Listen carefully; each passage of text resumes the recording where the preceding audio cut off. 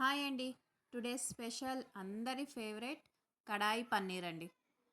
ఈరోజు కడాయి పన్నీర్ ఇంట్లోనే ట్రై చేసినానండి. చాలా బాగా అయితే వచ్చింది.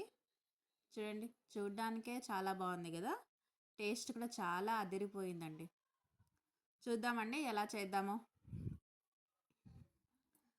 ఒక మిక్సీ జార్ తీసుకొని అందులో కొద్దిగా కొత్తిమీర, ఒక టమాటో, అల్లం వెల్లుల్లి, కొద్దిగా చెక్క లవంగ, ఒక 10 క్యాషు వేసుకున్నానండి. కొద్దిగా జీలకర్ర, ఒక 2 ఇలాచి, ఒక కప్పులో పెరుగు తీసుకునేసి అందులో రుచికి సరిపడా సాల్ట్, ఒక హాఫ్ స్పూన్ పసుపు, 1½ స్పూన్ చిల్లీ పౌడర్, ధనియా powder 1 spoon, garam masala 1 spoon, pepper powder ఒక హాఫ్ స్పూన్ వేసినానండి. పెప్పర్ పౌడర్ వేసుకుంటే బాగా వస్తుంది టేస్ట్. ఇప్పుడు ఇవన్నీ బాగా మిక్స్ చేసుకుందామండి పెరుగులో.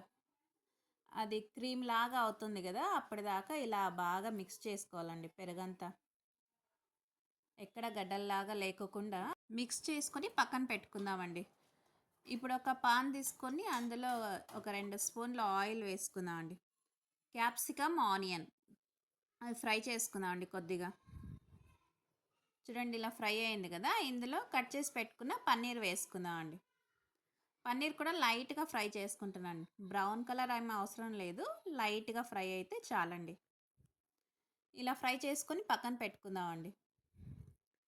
ఇప్పుడు ఇంకో కడాయి తీసుకునేసి అందులో ఒక 3 స్పూన్ల ఆయిల్ వేసుకుని అందులో షాజీరా వేసుకుందామండి. షాజీరా, కొంచెం సోంపు,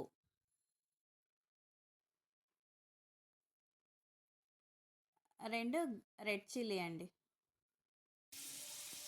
ఇందాక మనం రుబ్బి పెట్టుకున్నాం కదా టమాటో, క్యాషు అంతా, అది వేసుకుని ఫ్రై చేసుకుందామండి.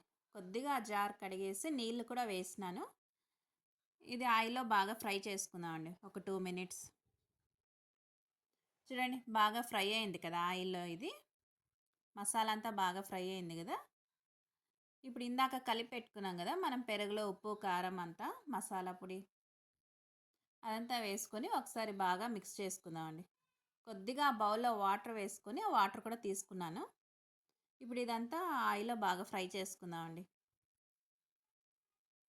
చూడండి, ఆ మసాలా మరి పెరుగు అంతా బాగా మిక్స్ అయ్యేలాగా ఒకసారి కలుపుకునేసి ఒక 5 మినిట్స్ ఉడికిద్దామండి. చూడండి, ఇప్పుడు ఆయిల్ అంతా పైన వచ్చేసింది కదా. ఒకసారి మిక్స్ చేసుకుందాం అంతా.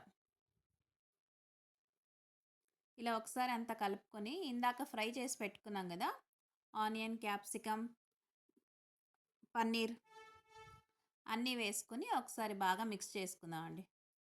ఆల్రెడీ ఇవన్నీ ఫ్రై అయిపోయినాయి కదా, ఇంకా ఎక్కువ ఉడికే అవసరం ఏం లేదండి. ఒక 2 నిమిషాలు ఇలా అంతా బాగా మిక్స్ చేసుకుని ఒక 2 నిమిషాలు వదిలేస్తే మనకి పన్నీర్ కర్రీ అయితే రెడీ అయిపోతుందండి. చూడండి, కడాయి పన్నీర్ అయితే రెడీ అయిందండి. చాలా బాగా అయితే వచ్చిందండి. టేస్ట్ కూడా చాలా అదిరిందండి. మీకు కూడా లైక్ అవుతే ఒక లైక్ చేయండి, షేర్ చేయండి, కామెంట్స్ చేయండి. Thank you.